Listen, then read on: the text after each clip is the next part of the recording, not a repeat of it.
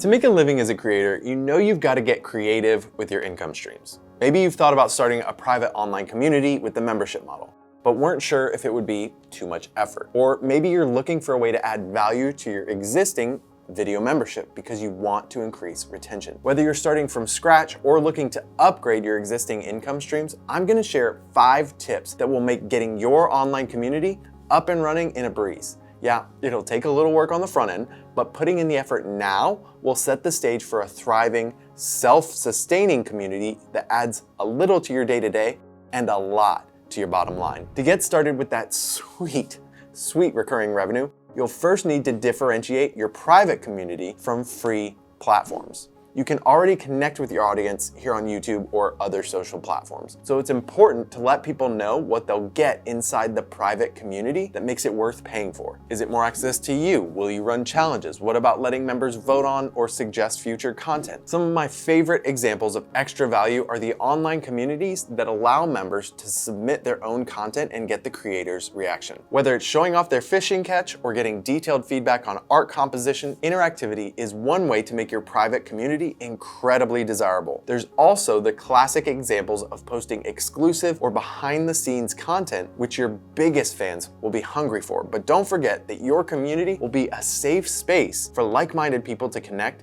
and that can be a selling point all on its own. The next thing to tackle before launch is coming up with your community guidelines. The type of language and interaction you want from your members might happen naturally, but this isn't something you want to leave to chance. Your membership's reputation as a place that people want to be starts with a community that feels welcoming. It's better to be clear from the start about what you do and don't want in your community. If you'd like to ban profanity and self-promotion, say that. If you want to encourage members to post pictures in a specific channel, well, tell them. From this effort, you'll get to shape your membership community however you'd like, and your members will feel empowered to report bad actors if needed. Speaking of reporting members, when your guidelines are clear, they give you or your community manager a reference point to enforce rules consistently and fairly. If your members are paying to be a part of your community, knowing that they'll be treated fairly is a must-have.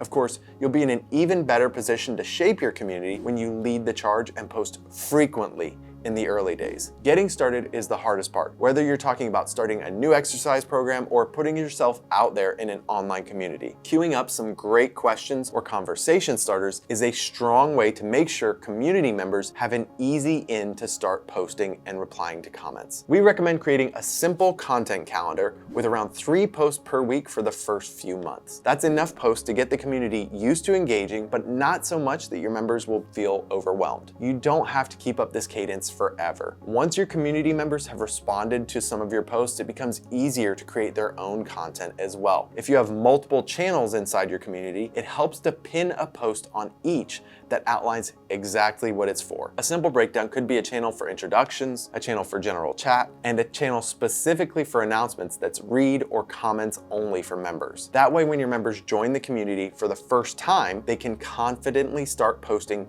right away, knowing what to post and where to post it. Once those customer-generated posts start rolling in, you can keep the momentum going by rewarding active customers, whether that's through shout-outs, special messages from you, or even access to a private channel in your community. Acknowledging the efforts of your most active community members will make them feel seen and appreciated. Plus, those special perks can be incentive for your members to log in and post frequently, keeping the community active even if you're not the one doing the posting. Before we get to the 5th best practice for a successful online community, go ahead and hit the like button if you found this video helpful so far. This community best practice is one that I haven't seen anyone talking about, but it's essential to creating a high quality membership community. To really win here, you need to prepare for feedback, both positive and negative. When you give your audience a voice, you'll hear plenty of good things, but you can't make everyone happy. And there will be things that people want to give feedback on. Plus, your members might have some really good suggestions for how to make the community better. The thing about feedback though is it needs to be organized and actionable. Instead of losing good ideas to your timeline or letting unnecessary complaints bring down the mood, plan how you'll collect feedback from your members to make sure that they feel heard. One way to do this is to create a feedback form and link to it somewhere prominent your members always know where to share their thoughts. That way, you have an organized place for all the feedback and can find it again when it's time to make improvements to the community. Regular surveys are also an option that achieve the same thing. The key with getting ready for feedback is acknowledging and thanking the person who gave it, no matter how big or small their comments are. And I also want to thank you for watching to the end. It means a lot to me and it means a lot to all of us here at Uscreen. If you have any questions about running a paid membership community, just let us know in the comments. We're here to help. Thanks so much for watching. I'll see you next time.